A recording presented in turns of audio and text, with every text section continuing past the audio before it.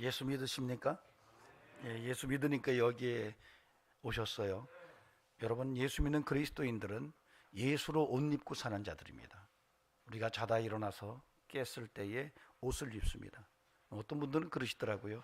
그냥 입은 채로 주무신다고, 그리고 깨서 그냥 그대로 나오신다고 그러는데, 여러분 아마 대부분이 주무실 때는 옷을 벗고 주무시고 깨서 옷을 입고 밖으로 나오실 겁니다. 여러분, 그리스도인은 예수로 옷 입은 자들이에요. 어떻습니까? 여러분, 예수로 옷 입고 사십니까?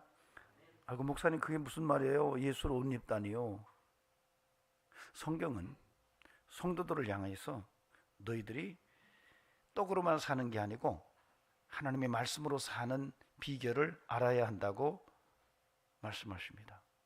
성도는 하나님의 말씀으로 사는 것을 아는 자들이에요. 이 비밀을 아는 자들입니다. 신명기 8장 3절에서 이스라엘 백성들에게 만나를 주신 사건에 대해서 이렇게 설명을 합니다. 만나를 내게 먹이신 것은 사람이 떡으로만 사는 것이 아니요 여호와의 말씀에서 나오는 모든 말씀으로 사는 줄을 내가 알게 하려 함이니라.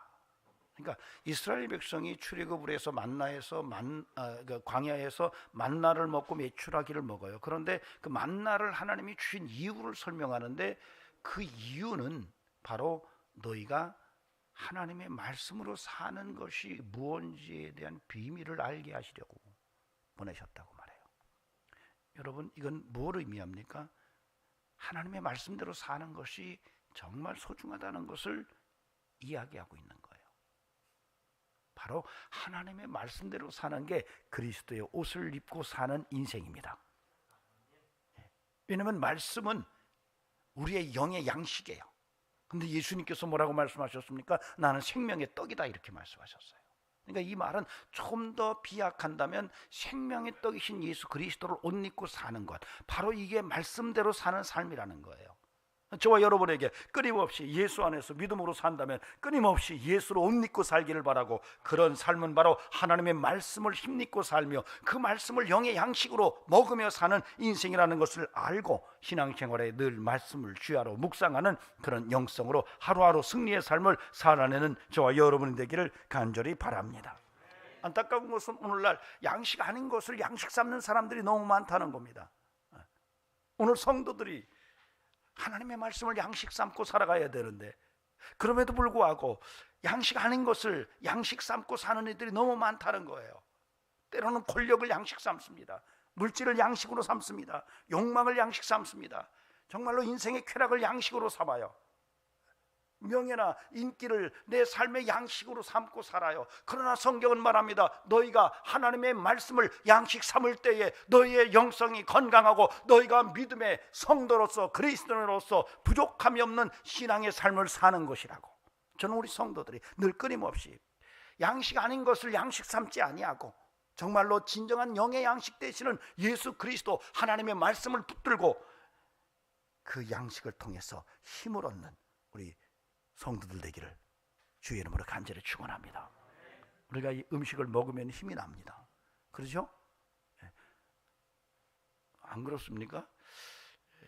우리 저 뒤에 이승진 집사님 참 오랜만에 예배에 와서 너무 반갑습니다. 우리 집사님이 참 잘 드셨어요. 옛날에 저한테 한번 그러더라고요. 고기를 먹으면 자기는 1인분, 2인분 이렇게 먹지 않고 1kg, 2kg 이렇게 먹는데요. 깜짝 놀랍죠? 근데 힘이 얼마나 장사한지 몰라요.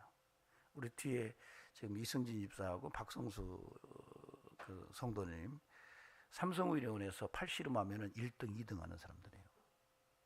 삼성의료원 전 직원들이 팔씨름대회를 하면 1등 하느냐 2등 하느냐를 이승진 집사하고 박성수 성도님이 둘이 겨뤘다고 그래요. 대단하게 힘이 좋아요. 먹으면 먹은 만큼 힘을 내더라고요. 여러분, 우리가 먹고 힘이 납니다. 하나님의 말씀을 먹으면 힘이 나게 돼 있어요. 근데 어떤 이들은 돈을 먹고 힘을 내요. 권력을 먹고 힘을 내요. 명예를 먹고 힘을 내요. 인기를 먹고 힘을 내요. 세상에 있는 것과 세상의 쾌락을 먹으면서 힘이 난다고 말해요. 여러분, 이건 성도의 삶이 아닌 것입니다. 적어도 성도는, 그리스도인은 하나님의 말씀을 먹고 예수 안에서 힘을 내는 인생을 살아가는 것이 옳습니다. 저는 우리 성도들에게 그런 영성과 은혜가 충만하기를 바랍니다. 사실 돈이나 명예나 권력이나 인기, 이게요 마약 같습니다. 참 거기에 빠지기 시작하면 끝도 없습니다. 근데 오늘날 우리 세계가 마약으로 완전히 휩쓸려가는 것 같은 느낌을 받습니다. 우리나라도 예외가 아니죠. 최근에 마약과의 전쟁을 하고 있습니다. 우리 모두의 삶들이 중독성에 아주 취약한 상태로 살아가고 있다는 거예요. 그러나 우리는 분명히 그럼에도 불구하고 우리는 마약에 중독된 인생처럼 세상과 세상에 있는 것들에게 중독된 인생이 아니라 언약 백성으로 살아가는 이런 성도가 돼야 할 겁니다. 마약에서 언약으로 우리가 한 걸음 한 걸음 나아가는 이런 영성과 신앙이 우리의 모습 속에서 확인되는 은총이 있기를 바랍니다. 그래서 오늘은 주제가 마약에서 언약이에요. 중독성의 세상의 삶으로부터 벗어나서 하나님의 말씀인 언약 백성으로서 하나님 말씀 붙들고 예수 옷 입고 사는 이런 인생을 함께 본문을 통해서 들여다보고 함께 그 은혜를 공유하고 그런 삶을 향하여 나아가는 이런 시간이 오늘 예배를 통해서 저와 여러분에게 함께하기를 바랍니다. 동창이 밝았느냐, 노고질이 우지진다, 소칠 아이는 여태 안이 일어났느냐, 고개 넘어 살에 긴 밭을 언제 갈려 하느냐. 여러분, 이건 조선시대 때에 남구만이라고 하는 그 영의정까지 지냈던 분이 쓴 시조입니다. 굉장히 목가적이죠. 정말 평화스럽고 자연 속에서 그 농사를 지으면서 정말 유유자적하는 이런 모습을 흠뻑 담고 있는 시조인데, 이 시조를 어떤 이들은 다르게 해석을 합니다. 이분이 남구만이라고 하는 분이 정계를 떠나서 시골에 낙향을 해서 거기서 쓴 시조예요. 근데 그 시조의 내용을 해석하는 또 다른 시각이 있는데, 동창이 밝았느냐 노고질이 쥐저긴다라고 하는 것은 조정에서 권력 다툼을 하는 대신들의 행동을 비유한 거라고 그렇게 읽습니다. 중장에 나오는 소칠 아이는 여태 안이 일어났느냐, 어지러운 세상에 복지부동하는 관료들을 꾸짖는 그런 내용이라고 읽습니다. 중장에서 고개 넘어 살의 긴 밭을 언제 갈려 하느냐, 나란 일에 관심을 두지 않고 당쟁만 일삼는 관리들을 빗대어서 얘기한다는 거예요. 소는 누가 키우고 밭은 누가 갈 거야, 너희들 그래 나란 일에 당쟁만 하면 되겠어 라고 하는 이런 얘기예요. 여러분, 지금 해가 중천에 떴습니다. 일어나야 합니다. 지금 동창이 밝았어요. 노고지리가 우지지고 있어요. 이제 일어나야 돼요. 오늘 우리는 정말 다시 한번 내가 일어나야 되는구나, 지금 자다가 깰 때구나 라고 하는 생각을 하면서 오늘 하나님의 말씀 앞에서 내가 정말 깨어 있는지, 아직도 자고 있는 것은 아닌지, 아직도 늦잠에 취해서 세상 돌아가는 것을 모르며 살고 있는 것은 아닌지, 하나님의 뜻에 합당한 인생은 사는지 우리가 한번 확인하고 가자는 것입니다. 여러분, 마음의 문을 열고 하나님의 음성이 마음판에 심겨지기를 주의 이름으로 축원합니다.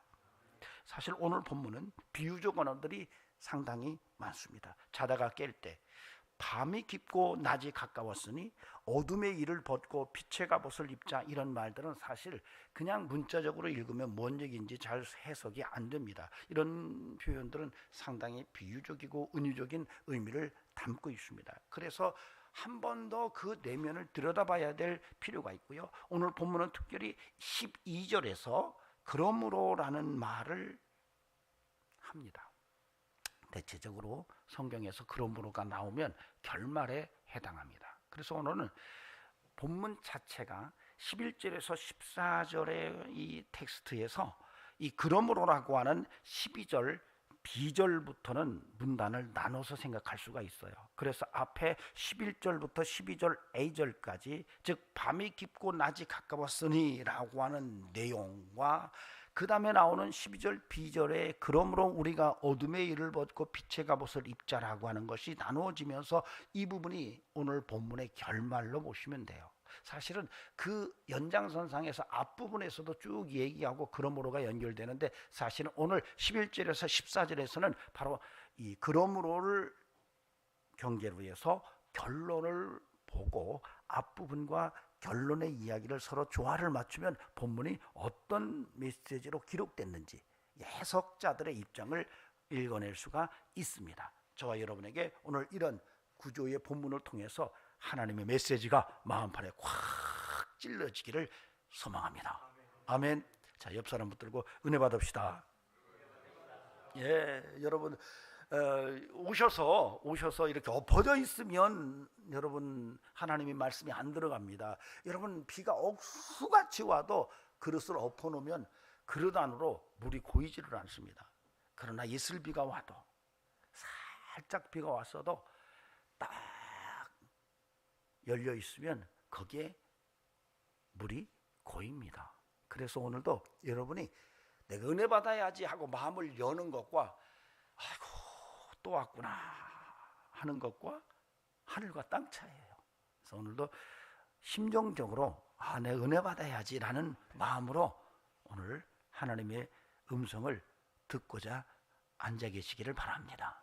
자, 오늘 본문은 아주 간단한 메시지예요. 가장 강력하게 우리에게 오늘 본문이 우리에게 던져주는 메시지는 자다가 깰 때다라는 말이에요. 여러분 지금 우리는 자다가 깰 때입니다. 전반절 본문 11절에서 12절 A절까지의 본문이 오늘 우리에게 먼저 중요한 메시지를 전해주고 있습니다. 또한 너희가 이 시기를 알거니와 자다가 깰 때가 벌써 되었으니 이는 이제 우리의 구원이 처음 이를 때보다 가까웠음이라. 밤이 깊고 낮이 가까웠으니. 그러므로 앞부분이에요. 이 메시지는 이거 지금이 어느 때인 줄 알아? 지금 자다가 깰 때야 라고 하는 이런 이야기를 분명하게 바울이 우리에게 이야기하고 있습니다. 사실 자다가 깰 때라는 말이 그냥 단순하게 한 번만 보이지는 않아요. 또 나옵니다. 그런 유사한, 그러니까 표현은 다르지만은 숨겨진 의도가 또 동일한 본문이 오늘 11절에서 12절 A절 사이에 반복됩니다. 즉 자다가 깰 때라는 말과 밤이 깊고 낮이 가까웠으니 라는 말은 쓰여지기는 다르게 구조적으로 문장이 표현됐지만 의미는 같은 얘기예요. 그만큼 중요하다는 얘기입니다. 지금 시기가 자다가 깰 때야. 지금 밤이 깊었고 낮이 가까웠어 라는 얘기를 하고 있는 거예요. 여러분 당시에 바울은 로마에 있는 그리스도인들에게 정말 지금이 어느 때인지 너희가 이 시기를 알아야 된다라는 이런 얘기를 강력하게 이야기하고 있었던 것입니다. 그런데 이 자다가 깰 때 정말 밤이 깊었고 낮이 가까웠다는 이 내용은 사실은 우리가 문자적으로 그냥 자다가 깰 때라고 하는 의미로도 읽을 수 있지만 이것은 이중적인 의미를 함축한 구절체입니다. 즉 자다가 깰 때 맞죠? 그냥 문자적으로 이해해도 그렇게 크게 어렵지는 않습니다. 그러나 이 자다가 깰 때라는 이 본문은 놀랍게도 의미의 이중성을 갖고 있어요. 이 감춰진 이면의 메시지는 사실은 주님의 재림과 부활을 함축한 구절체입니다. 그러니까 바울은 사실은 당시에 예수님이 곧 재림할 것이라고 생각을 했었어요. 이제 임박한 주님의 재림이 있을 것이다라고 그렇게 믿었습니다. 그래서 정말 그는 결혼도 하지 않고 오직 예수로 삽니다. 그 사명이 그를 막 이끌고 가요. 여러분 이런 사람들이 있어요. 사명이 얼마나 뜨거운지 그 사명이 그 인생을 이끌고 가요. 아무것도 보이지가 않아요. 사명만 보여요. 여러분 이게 하나님의 역사입니다. 제가 신학교 다닐 때에 우리 동기 목사님이 지금 이제 목사님이 되셨죠. 친구예요. 저보다 나이는 몇 살 많은데 굉장히 가깝게 지냈어요. 숭실대 졸업하고 굉장히 철학적이고 아주 해박한 그런 지적인 그런 분입니다. 그런데 신대원을 졸업하기 전에 나한테 와서 나 개척했어 그러더라고요. 그래서 깜짝 놀랐어요. 왜냐하면 저는 교수 되기를 원했거든요. 교수했으면 좋겠다라고 생각을 했어요. 여러분 사람도요 이렇게 보면 교수가 될 사람은 달라요. 공부 많이 한다고 교수 되는 게 아니고 교수는 여러분 지적인 호기심이 굉장히 강합니다. 여러분 그냥 아무나 교수 되는 게 아니에요. 그냥 아무나 교수 되면 교수 하다가 학생들한테 쫓겨나요. 안 쫓겨나려고 정치판으로 뛰어듭니다. 이건 교수 자질이 없는 거예요. 저는 교수 되기를 원하는데 목회를 하겠다고 개척을 했대요. 그래서 깜짝 놀랐어요. 그랬더니 남산의 도서관에 가서 공부하려고 책을 딱 피는데 갑자기 눈이 번쩍하면서 개척하는 소리가 뒤통수를 딱 때리더래요. 개척, 개척, 개척, 개척. 아니 내가 개척할 마음을 한 번도 생각을 안 했는데 뭐 눈이 번쩍번쩍하면서 개척이라는 단어가 눈에서 튀어나오는데 못 견디겠더래요. 그래서 아내한테 가서 여보 내가 지금 잠을 못 자겠다. 눈이 번쩍번쩍하면서 개척 소리가 나오는데 나 이거 개척해야 될 것 같다 그랬더니 그 당시에 부인이 뭐 했냐면은 피아노 학원을 했어요. 그래서 그래 여보 그러면 가서 한번 봅시다. 그래서 상가를 계속 보러 다니다가 못 구했어요. 그래, 난 아닌가 보다. 그런데 계속 개척, 번쩍, 개척, 번쩍. 결국은 개척을 하기로 상가를 임대 계약을 하고 왔다고 그러더라고요. 여러분 사명은 그런 거예요. 그거밖에 안 보이는 거예요. 바울은 그런 사람이에요. 그런데 그가 그 시기를 알아. 너희들이 시기를 알아라. 로마에 있는 그리스도인들에게 이때가 언젠지 너희가 좀 알았으면 좋겠다. 정말로 이때가 어느 때인지 너희가 알지 못하면 큰일 난다라고 하는 이야기를 하고 있어요. 그런데 자다가 깰 때라고 하는 이야기를 통해서 전하는 게 여러분 주님의 재림이 임박했음을 전제로 한 부활 사건을 말하고 있는 거예요. 여러분 자다가 깰 때예요. 부활은 자다가 깨는 거예요. 이 이야기를 이중적으로 하고 있는 거예요. 그래서 이 본문은 사실은 자다가 깰 때라고 하는 이 경성하는 의미를 담고 있지만 그 밑바닥에 깔려 있는 것은 주님의 부활과 주님의 재림이 함께, 즉 주님의 재림을 통한 부활의 영성이 함께 섞여 있는 본문이 오늘 11절에서 12절 A절까지의 내용이에요. 여러분 그래서 저와 여러분은 분명히 알아야 됩니다. 아하, 내가 지금 깰 때구나. 그런데 어떻게 깨야 되느냐?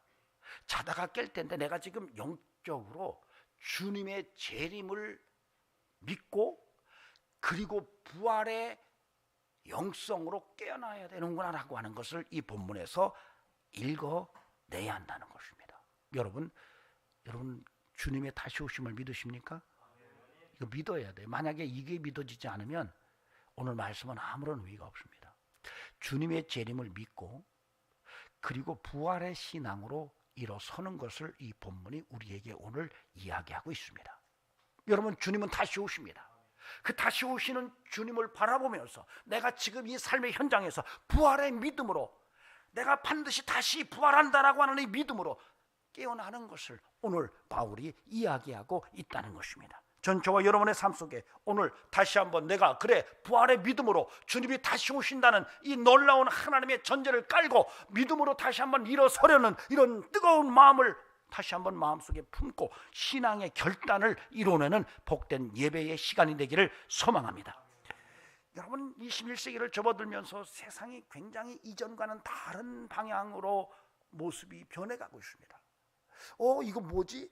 이전과는 좀 달라요. 여러분 데스밸리에서 미국의 데스밸리는요 여러분 정말 비가 안 오는 지역으로 유명합니다. 그런데 1000년 만에 한 번 정도 일어날 수 있을 만한 홍수가 일어났다는 거예요. 여러분 과학자들이 1000년 만에 한 번 일어날 수 있는 비가 왔다고.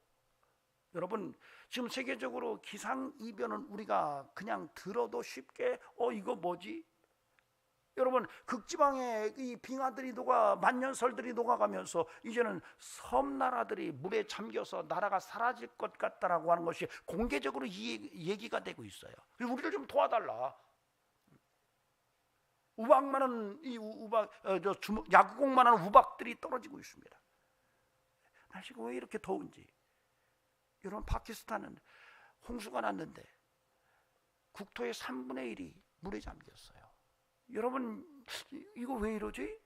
예전과는 좀 다른데라고 하는 느낌이 다가오는 시대를 지금 우리가 살아가고 있습니다. 그럼에도 불구하고 인류는 호모데우스, 하나님을 향하여 내가 영생을 꿈꾸는 이런 존재로 지금 최고의 과학을 구가하고 있어요. 이런 모습들을 바라볼 때에 성도로서 하나님을 아버지라고 부르고 예수 그리스도를 구주로 영접한 믿음의 백성으로서, 야, 이거 뭐야, 주님이 말씀하신 재림이 정말 가까이 있는 거 아닌가라고 하는 생각이 들기에 부족하지 않은 현실이에요. 여러분, 이런 때를 당하여서 여러분이 아직도 잠을 자고 있다면 안 된다는 거죠. 여러분, 저와 여러분이 다시 한번 일어서서 부활의 영성으로 주님의 다시 오심을 준비하는 이런 신부의 모습으로 일어서서 하나님 앞에 믿음으로 살아가야 한다는 것을 오늘 바울 사도를 통해서 우리에게 전해지고 있다는 겁니다.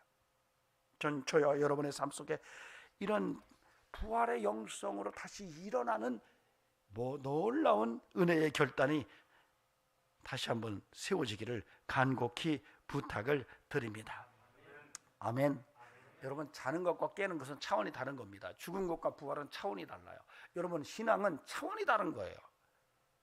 여러분, 우리가 예수를 믿지 않을 때 사는 삶과 예수를 믿고 사는 삶은 차원이 다른 거예요. 옷을 벗고 있을 때와 옷을 입을 때의 삶은 다른 거예요. 여러분, 세상에서 살 때의 옷을 입지 않았을 때의 모습과 예수를 믿고 나서 예수로 옷 입었을 때의 모습은 전혀 다른 거예요. 차원이 다른 거예요. 여러분, 이걸 알아야 돼요. 그래서 그 차원 다른 인생을 믿음 안에서 하나님의 말씀을 붙들고 살아내는 이런 은혜가 우리에게 요구되고 있어요. 그러므로 저는 부탁을 드립니다. 부활의 영성으로 일어나세요.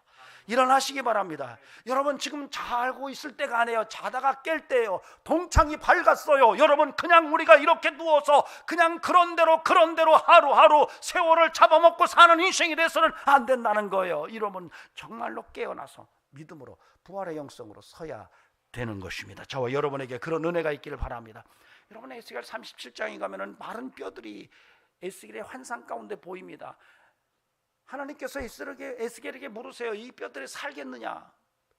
에스겔도 그게 믿지를 못했어요. 그래서 저는 몰라요. 하나님이 아시잖아요. 하나님께서 에스겔에게 말합니다. 대언하라, 대언하라. 그래서 에스겔이 하나님이 말씀하는 대로 대언을 합니다. 뼈들아, 일어서라, 생기가 들어가라. 그래서 그 마른 뼈들이 큰 군대로 일어서는 것을 봐요. 하나님께서 그렇게 말씀하세요. 그게 바로 이스라엘이다, 이렇게 얘기하세요. 여러분, 당시에 이스라엘은 마른 뼈다귀 같았어요. 그런데 하나님께서 에스겔 선지자에게 그 마른 뼈다귀들이 큰 군대로 일어설 것을 환상으로 보여주셨어요. 여러분, 저와 여러분이 지금 비록 마른 뼈다귀 같은 인생을 지금 하루하루 지겹게, 정말로 권고하게, 정말로 힘들게 살고 있다면 여러분, 그런 삶을 떨치고 일어나야 돼요. 부활의 주님의 믿음을 붙들고 에스겔 골짜기에 마른 뼈들이 정말로 큰 군대로 일어서는 것 같이 저와 여러분이 다시 한번 삶의 자리에서 일어서서 하나님의 영광을 드러내는 십자가의 군사로 나아갈 수 있어야 할 것입니다. 전 저와 여러분에게 그런 은혜가 있기를 바랍니다. 어떤 것이든지 예수로 옷 입고 일어서야 돼요. 질병이 있습니까? 일어서시기 바랍니다. 부활의 권세로 일어서세요. 여러분, 삶이 궁핍합니까? 여러분, 그것에 삼킴받지 마시기 바랍니다. 예수로 옷 입고 부활의 믿음으로 치고 일어나세요. 여러분, 자꾸 마음을 우울하게 생각하고 부정적으로 생각하고 안 된다고 생각하면 여러분, 될 일이 아무것도 없어요. 나도 나를 안 된다고 생각하는데 어떤 일이 일어나겠어요. 그러나 우리가 부활의 믿음, 예수 그리스도를 옷 입고 일어선다면 그런 선련한 믿음의 의지를 가질 때에 성령께서 여러분을 도우셔서 여러분이 정말 마른 뼈다귀에서 십자가의 군사로 일어서는 능력의 삶을 사는 삶이 될 줄로 믿습니다. 전 저와 여러분에게 그런 은혜가 살아있기를 바랍니다. 지금 바울은 말하는 거예요. 지금 자다가 깰 때야. 정신 차려, 이 얘기하는 거예요. 따라합시다. 정신 차리자. 정신 차려, 얘기하는 거예요. 단적으로 말하는 거예요. 바울이, 야, 정신 차려. 지금 자고 있을 때가 아니야. 지금 깨어날 때야. 주님 다시 오시는 것이 그렇게 멀지 않았어. 너희들이 부활의 영성으로 깨어나서 너희가 삶을 새롭게 살아야 돼. 그리스도로 옷 입고 새롭게 살아야 돼. 이렇게 지금 강력하게 도전하고 있는 거예요. 하나님의 음성으로 들려질 수 있기를 바랍니다. 그 다음에 우리가 본문 12절 B절에서 14절까지의 내용은 예수 그리스도로 옷 입자라고 하는 얘기예요. 너희가 그렇게 부활의 영성으로 일어난 삶이 도대체 어떠해야 하느냐라고 하는 건데, 그 삶은 바로 예수 그리스도로 옷 입어라, 빛의 갑옷을 입어라, 이런 얘기를 하고 있는 거예요. 저는 우리 성도들에게 빛의 갑옷을 입고 예수 그리스도로 옷 입고 사는 십자가의 군사가 될 수 있기를 주의 이름으로 권면을 드립니다. 이 본문 12절 B절에서 14절의 본문은 좀 독특한 구조로 쓰여져 있어요. 그러므로 우리가 어둠의 일을 벗고 빛의 갑옷을 입자. 낮에와 같이 단정히 행하고 방탕하거나 술 취하지 말며 음란하거나 호색하지 말며 다투거나 시기하지 말고 오직 주 예수 그리스도로 옷 입고 정욕을 위하여 육신의 일을 도모하지 말라. 내용은 어렵지 않죠? 근데 이 본문은 이 샌드위치 구조예요. 다시 말하면 12절 B의 내용은 그러므로 우리가 어둠의 일을 벗고 빛의 갑옷을 입자라고 하는 구절체가 14절에서 다시 반복돼요. 근데 이것이 앞뒤가 바뀌어서 반복돼요. 14절에 오직 주 예수 그리스도로 옷 입고 정욕을 위하여 육신의 일을 도모하지 말라, 이런 말이에요. 이 12절 B절하고 14절은 구조적으로 A, B 그리고 또 B 다시가 앞에 오고 그 다음에 A가 뒤로 와요. 그래서 A, B, B 다시, A 다시 교차되는 구조를 갖고 있어요. 이걸 교차 대구라고 말합니다. 이렇게 쓸 때는 굉장히 보완적이고 문학적으로 강화를 의미합니다. 같은 본문이 이렇게 A, B, B 다시, A 다시로 계속 연결했을 때는, 이런 문학 구조로 쓰여질 때는 그 내용이 강화되고 또 상호 보완되도록 돼 있어요. 이게 12절 B절과 14절의 그런 구조예요. 그 사이에 끼어 있는 게 13절입니다. 이 내용이 무엇인지를 강화하는 거예요. 그래서 이게 샌드위치 구조, 즉 위에 빵이 있고 밑에 빵이 있고 그 안에 패트가 들어가 있는 것 같은 이런 구조인데, 이런 구조로 쓰여지면 우리가 좀 더 강화되고 보완적인 의미로 본문을 읽을 필요가 있어요. 여러분 12절 B절을 보세요. 그러므로 우리가 어둠의 일을 벗고 라는 말이 있고 그 다음에 빛의 갑옷을 입자라는 말이 있죠. 14절을 보세요. 오직 주 예수 그리스도 옷 입고 이렇게 나오죠. 그 다음에 정욕을 위하여 육신의 일을 도모하지 말라, 이렇게 나와요. 그러니까 12절 B절에서는 빛의 갑옷을 입자 이렇게 나오는데 14절 A절에서는 예수 그리스도로 옷 입자 이렇게 나와요. 그 다음에 12절 B절 앞부분에서는 그러므로 우리가 어둠의 일을 벗고 이렇게 나오지만 14절 B절에서는 정욕으로 하여 육신의 일을 도모하지 말라, 뭘 하지 말라, 뭘 하라 하지 말라 이렇게 나오는데, 그 내용이 사실은 히든 스트럭처로 봤을 때는 같아요. 그래서 이렇게 됐을 때는 상호 보완적이고 서로 강화적인 의미가 있어요. 자, 이런 구조를 가지고 있는 특징인데, 이 본문 속에서 야, 너희들은 육신의 일을 도모하지 마, 육신의 일을 도모하지 마 이렇게 나와요. 근데 이게 대꾸가 되는 구절에서는 뭐라고 나오냐면 어둠의 일을 벗어 이렇게 나오는 거예요. 육신의 일을 도모하지 마, 그럼 도대체 그게 뭐야? 어둠의 일을 벗는 거야 이렇게 나오는 거예요. 그 다음에 빛의 갑옷을 입어 이렇게 나오는데, 그 대꾸에서는 오직 주 예수 그리스도로 옷 입고 이렇게 나오는 거예요. 그러니까 그리스도로 옷 입는다는 얘기는 빛의 갑옷을 입는다는 얘기예요. 여러분 빛의 갑옷을 입고 사시기 바랍니다. 여러분 빛의 갑옷을 입고 사는 게 그리스도인이에요. 여러분 빛의 갑옷을 입어보세요. 가끔가다 제가 그 동영상을 볼 때 어떤 연예인이 옷에 이 어떤 이 배터리를 넣어가지고 했는지 이 옷에서 이 전구에서 빛이 나더라고요. 감출 수가 없죠. 여러분 우리는 그런 사람들이에요. 우리에게서 빛이 나야 돼요. 우린 빛의 갑옷을 입었어요. 빛이 나야 됩니다. 우리 행동에서 빛이 나야 돼요. 예수 냄새 나야 돼요. 예수 믿는다고 하는데 예수 냄새 안 나면 안 되잖아요. 자, 옆 사람 보세요. 예수님 닮았나? 그것은 외모가 아닙니다. 제가 오래전에 책을 읽다가 교회 목사님이 자기 목회하면서 경험한 얘기를 써놨더라고요. 청년이 어느 날 수염을 덕하게 기르고 왔더래요. 그래서 자네는 어떻게 수염이 그렇게 꼭 도사 같으나 그랬더니 가만히 있더니 그러더래요. 예수님 닮고 싶어서요.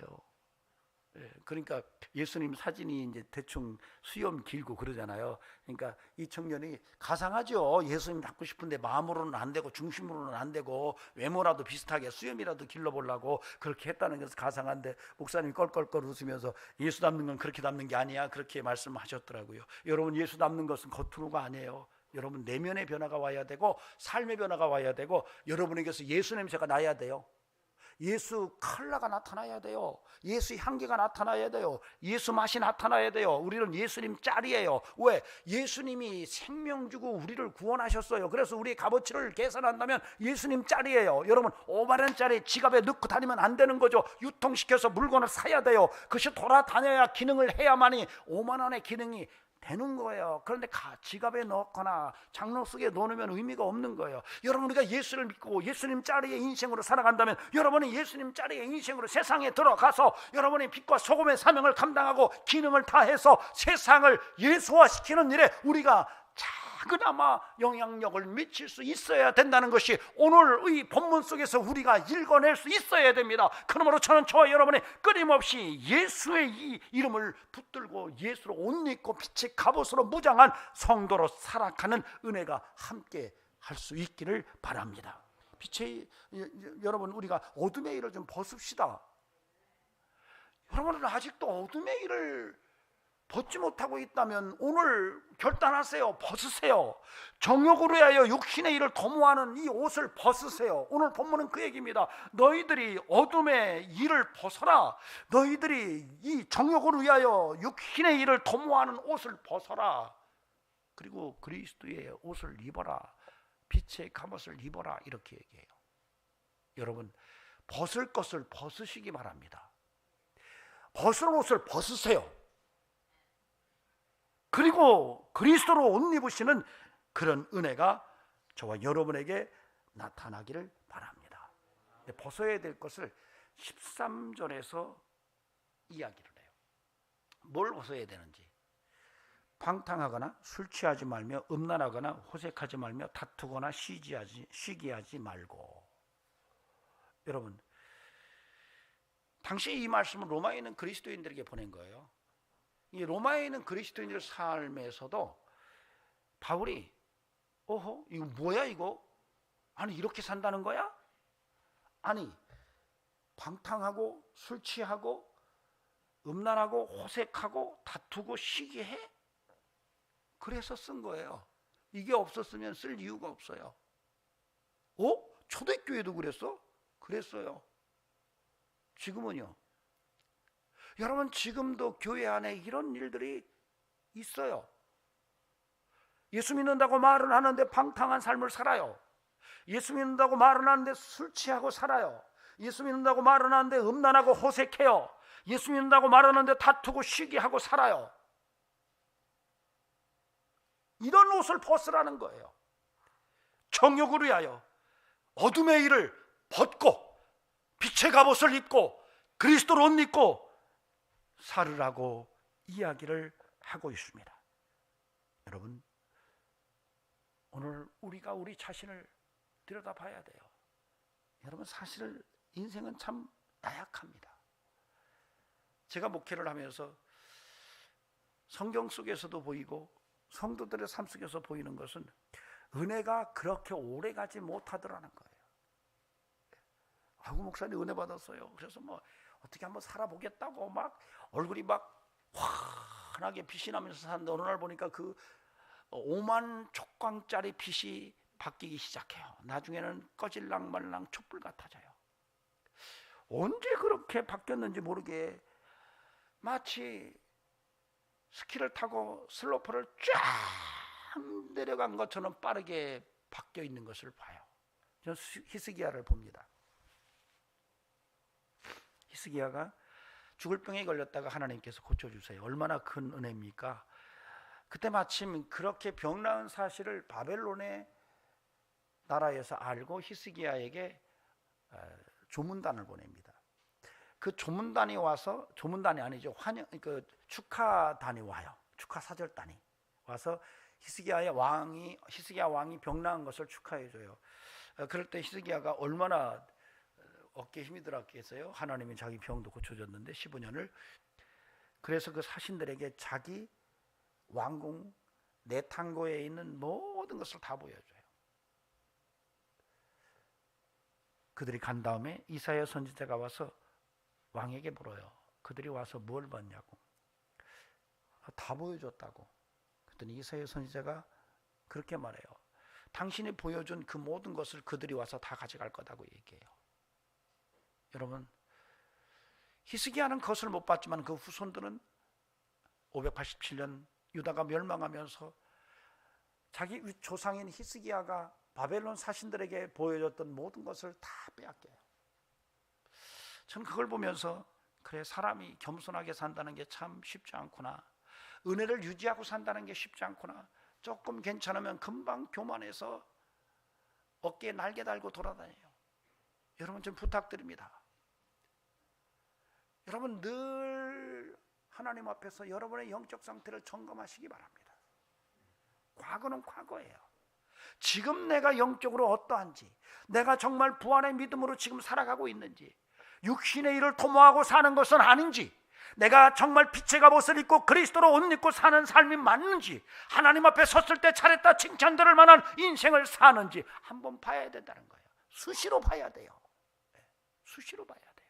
여러분, 우리가 여리고성의 바디메오가 예수님을 만나서 눈이 뜹니다. 예수님께서 바디메오를 부르세요. 제자들이 바디메오에게 주께서 너를 부르신다라고 말할 때 바디메오가 벌떡 일어납니다. 성경은 그렇게 기록해놨어요. 그가 겉옷을 벗고 예수께 뛰어나가는지라. 여러분, 겉옷을 벗고 예수께 뛰어나간다라고 하는 이 표현은, 이 문학적 표현은 굉장히 상징성을 내포하고 있다고 보여져요. 겉옷을 벗고, 지금까지 맹인으로 살아올 때 입고 그것을 의지하고 살았던 모든 삶을 벗어 던지고, 그럼 뭐만 남았겠어요? 알몸으로 예수께 뛰어나갔다는 얘기예요. 왜요? 예수로 옷 입으려고. 여러분, 저와 여러분, 이제는 벗어 던질 것을 좀 벗어 던졌으면 좋겠어요. 이거 정말 내 인생에서 벗어내야 돼 라고 생각하는 것이 있다면 오늘 여러분 그거 벗어 던지세요. 그리고 그 예수로 옷 입고 그리스도로 옷 입고 빛의 갑옷으로 무장하는 이런 은혜가 저와 여러분의 삶이기를 소망합니다. 우리는 예수로 사는 인생이에요. 돈을 벌더라도 예수 이름으로 벌어야 돼요. 내가 무슨 일을 하고 누구를 만나고 어디를 가더라도 예수님의 이름으로 가고 예수님의 이름으로 만나고 예수님의 이름으로 일하는 사람들이에요. 이게 그리스도로 옷 입은 자들이에요. 저와 여러분이 그렇게 살아야 돼요. 그럼에도 불구하고 그렇게 결심했어도 때로는 내가 넘어질 수 있어요. 여러분, 그것 때문에 또 좌책할 필요 없어요. 다시 예수 붙들고 일어나면 돼요. 그런 은혜를 주신 게 하나님이에요. 하나님의 사랑이 그런 은혜예요. 여러분, 그러므로 저와 여러분이 오늘 다시 한번 믿음의 주의 부활의 은혜를 붙들고 일어서서 하나님 앞에 의의 갑옷을 입은, 빛의 갑옷을 입은, 예수로 옷 입은 인생을 살아내는 은혜가 있기를 바랍니다. 이제 일어나시기 바랍니다. 지금 여러분의 영적 상태에서 일어나세요. 야이로의 딸 죽었을 때 예수님께서 찾아가셔서 믿기만 해라. 그 아버지의 결혼을 믿기만 해라. 그리고 예수님께서 그 야이로의 딸을 향하여 달리다굼, 달리다굼. 그 말은 소녀야 일어나라 라는 말이에요. 근데 예수님께서 달리다굼, 소녀야 일어나라 라고 말하니까 그 소녀가 일어났어요. 살아났어요. 예수님의 이름의 능력이에요. 여러분, 이걸 믿으시기 바랍니다. 여러분, 달리다굼 하시기 바랍니다. 여호수아서 1장 2절에서 모세가 죽은 다음에 여호수아에게 하나님이 맨 처음 하신 말씀이 아타쿰, 지금 일어나라 예요. 여러분, 여호수아가 자기가 모셔왔던 모세가 죽었을 때 얼마나 충격이었겠어요. 야, 이거 내가 과연 이스라엘 백성을 이끌고 갈 수 있을까? 이런 고민을 하고 충격 속에 있을 때 즉시 하나님이 하신 말씀은 다른 게 아니에요. 아타쿰, 아타, 지금, 쿰, 일어나라. 지금 일어나라. 내일 일어나라가 아니에요. 지금 일어나라. 여러분 우리가 이제 벗을 것을 벗을 때 지금 벗어야 돼요. 다음에 벗으려고 생각하지 마세요. 어둠의 일을 지금 벗으세요. 그리고 그리스도로 옷 입으세요. 빛의 갑옷을 입으세요. 마귀는요, 여러분이 가능하면 기도하지 못하게 만들고요, 가능하면 하나님과 가까운 관계를 맺는 것을 싫어해요. 여러분이 믿음으로 한번 살아보겠다고 한다면 마귀는 지금 비상령을 내릴 겁니다. 여러분은 좀 기도 좀 해봐야 되겠다, 내가 믿음으로 바로 살아봐야 되겠다, 먼저 주의 나라와 주의 의를 구해야 되겠다, 이렇게 마음을 먹는 순간에 마귀들은 지금 사이렌을 불기 시작합니다. 삐까 삐까 삐까. 서창호 집사가 지금 믿음으로 살려고 한다, 알지? 어떻게 하면 넘어지는지 하고 총동원령을 내려서 뒤집어 엎는 거예요. 야, 이호열 집사가 조금 멋있게 믿음으로 산다고 지금 큰소리 쳤단다. 야, 뭐야라, 삐까 삐까 삐까 삐 해서 금방 넘어져 버려요. 그래서 여러분, 마귀가 틈탈 기회를 주면 안 돼요. 우리가 믿음으로 사는 것은 여러분 정말로 기회가 왔을 때 즉각적으로 순종하고 믿음으로 나아가는 이런 영성이 필요해요. 이런 결단이 필요해요. 이런 용기가 필요해요. 부탁드립니다. 저와 여러분에게 이제는 부활의 영성으로 좀 일어서서 옛날 벗을 옷을 좀 깨끗하게 벗어 제끼고 예수로 옷 입고 빛의 갑옷을 입고 사는 이런 은혜가 함께 하기를 바랍니다. 제가 마지막으로 한마디 한다면 또 깜짝 놀랄 텐데, 근데 이런 삶을요 사는데 제가 제 개인의 사역과 경험 속에서 얻은 게 있어요. 참 쉽지 않아요. 그럼에도 불구하고 하나 꼭 여러분과 나누고 싶은 게 있어요. 그것은 제가 은혜를 받고 나니까 특징이 하나 있더라고요. 마음이 평강이 막 꽉 들어차니까, 마음이 평하니까 입이 조용해지더라고요. 입. 여러분, 입이 나불나불 거린다면 아직 편치 않다는 얘기예요. 희한하더라고요. 평강, 주의 평강이 딱 오니까 입이 딱 멈춰요. 저는 놀라웠습니다. 말이 필요 없는 세상이 돼버리더라고요. 이게 뭐지? 누구의 잘못도 말이 되지 않아요. 누구의 잘한 것도 칭찬이 되지 않아요. 그냥 잘한 것은 웃고 좀 안쓰러운 것은 눈물이에요. 희한하더라고요. 언어가 아니더라고요. 그냥 표정과 마음에서 모든 것이 끝나더라고요. 이게 진짜 중요하구나라는 것을 제가 깨달았어요. 그런데 그 은혜 속에서 사는데 어느 날 하나님께서 금식을 하게 하시는데, 금식을 하는데 5일을 금식을 했는데요, 이제 5일 금식 끝나고 밥을 먹으려고 하는데 밥이 먹기 싫은 거예요. 제 마음속에 저 밥을 먹고 내가 또 살아? 안 먹고 살 수 있을 것 같은데 이런 생각이 들어요. 그럼 배고파야 되는데 배고픈 것은 1도 없어요. 전혀 배고프지도 않고, 그런데 먹고 싶은 생각이 없어요. 너무너무 귀한 경험이에요. 제가 그런 경험을 하고 계속 목회를 하면서 목사가 주의할 게 이거였구나. 주둥이, 입. 목사가 말을 많이 하잖아요. 제 아내가 가끔 그래. 당신 말 너무 많다고. 설교 좀 줄이라고. 우리 딸도 그래요. 줄이려고 하는데 잘 안 돼요. 목사가 주둥이가 문제구나. 제가 지금 주둥이를 닦고 있습니다. 이걸 좀 심한 말로는 아가리라고 그래요. 아가리. 제 친구는 옥수수라고 그러더라고요. 설교 시간에 옥수수를 턴다고 하나님이 그러는데 잘못해가지고 옥수꾸를 턴다고 막 그래가지고 나중에 사모님이 당신 옥수수야 옥수꾸야. 여러분 부탁드립니다. 이 입 관리 잘하세요. 여러분 사람이요 음식을 소식할 때에 인상이 바뀝니다. 여러분 관상을 보고 막 그러는 사람들 가끔가다 맞춰요. 그게 맞는 얘기예요. 왜냐하면 사람의 삶의 내면이 겉으로 드러나요. 근데 그런 삶의 모습이 더 아름답게 바뀌는 것은 여러분 절식과 금식입니다. 그래서 가끔은 금식할 필요가 있어요. 저도 제가 얼굴을 보면 어떤 때는 욕심부러기 같이 보일 때가 있어요.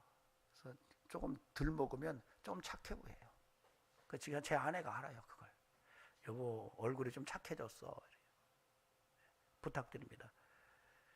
말과 먹는 것만 조심해도 여러분 굉장히 많이 바뀝니다. 뭘 입에 넣느냐, 여러분 입에 뭐가 들어가느냐, 정결한 것들 들어가도록 하세요.